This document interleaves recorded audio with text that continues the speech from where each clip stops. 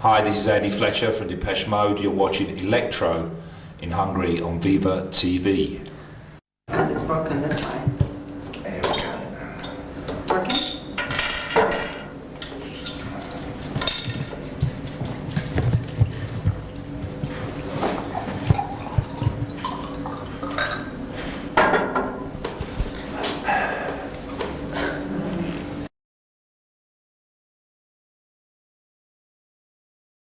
So for us, and I think for our fans who are watching the TV, it's an electronic music program, and just about electronic music.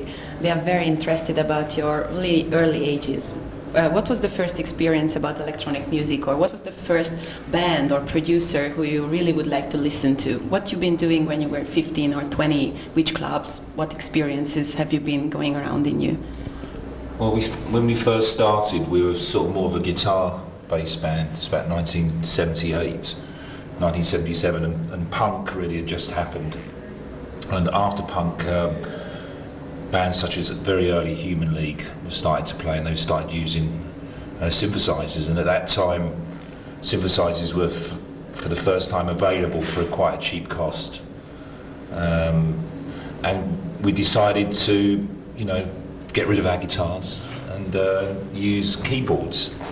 And obviously it was a good decision. And we just felt that you had more options available using electronic sound. And since then we've sort of gone back a bit to using a few more guitars, but certainly in the 80s we wouldn't use guitar at all. But what kind of bands have you been listening to? What kind of clubs you went to? What was giving you the expression that I want to be a musician? Well, we did that from school.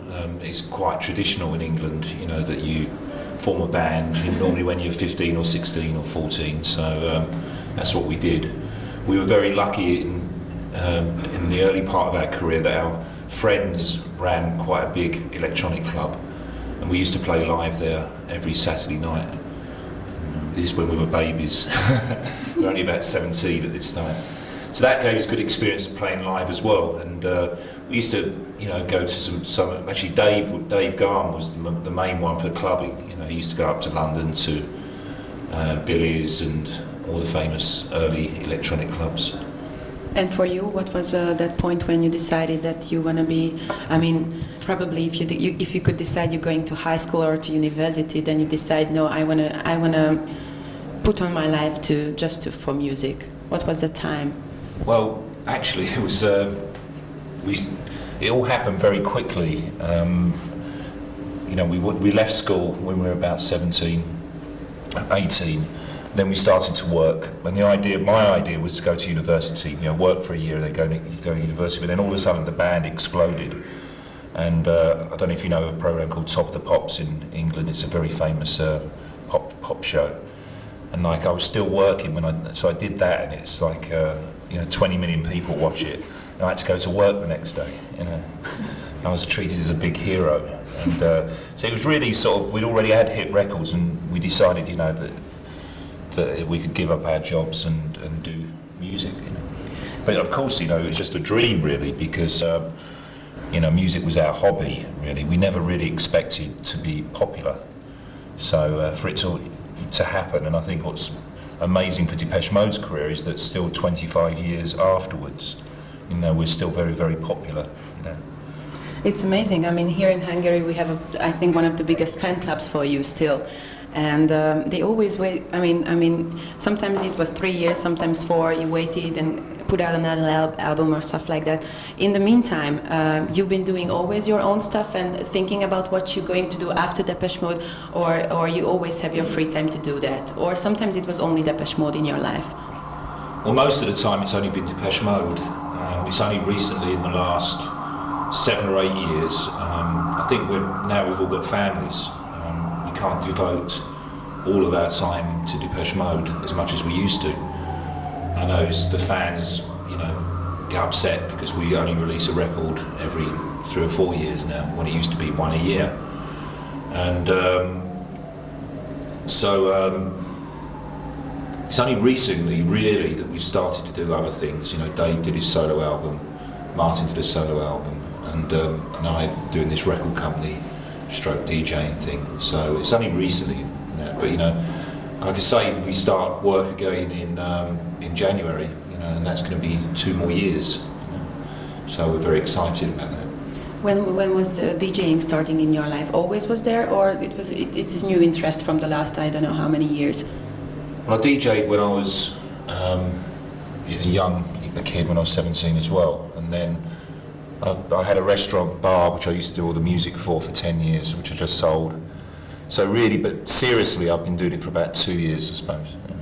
I think it's very interesting that you, by yourself alone, Martin, Dave and you, are as strong as when you are together.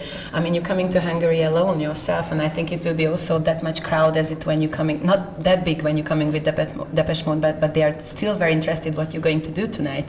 Well, I think as well, I brought along with me a good band as well, Client, and I think that the crowd will like them. They're sort of a really up-and-coming band at the moment, so I think it's going to be a good show. And what we can expect from you, vinyl, CD, so what you're going to play tonight for the crowd. We're going to hear some Depeche Mode, it will be some new producer stuff. What I try and do is, I'm using CDs and vinyl.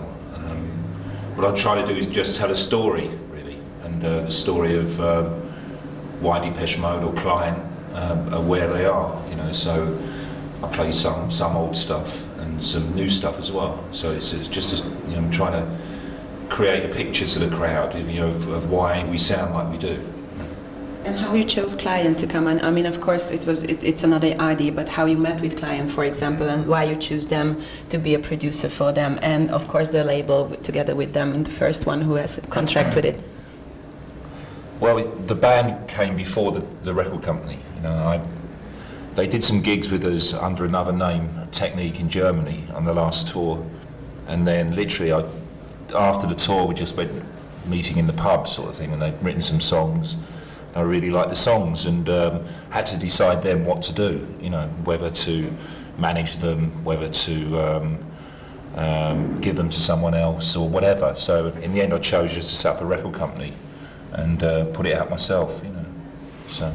I heard that they are very cool. They're standing with a synthesizer on the stage and with the mic only, and they are very cool, and they are not giving any really like atmosphere or for the crowd, like hey, we are here and stuff like that. Are they like that? So and you like it? No, they perform. Sarah is a great performer, and I think it's going to be. They've been touring for the last year, really, and they're a good live band. I didn't know they'd do that. No, I read about that they are standing on a stage and they are very cool, and they're very chicks and. No, well, they're very sexy, and, but no, they're not cool. They do perform. And for you, for example, what you're planning? Do you have already? You must have so many talents around you who say like, "Hey, I'm here also. Please pay attention." What you do with that? How you chose? Well, it's just very difficult because, as I said earlier, from January it's really 2 years with Depeche. Every day for 2 years. So it's very hard for me to expand the label.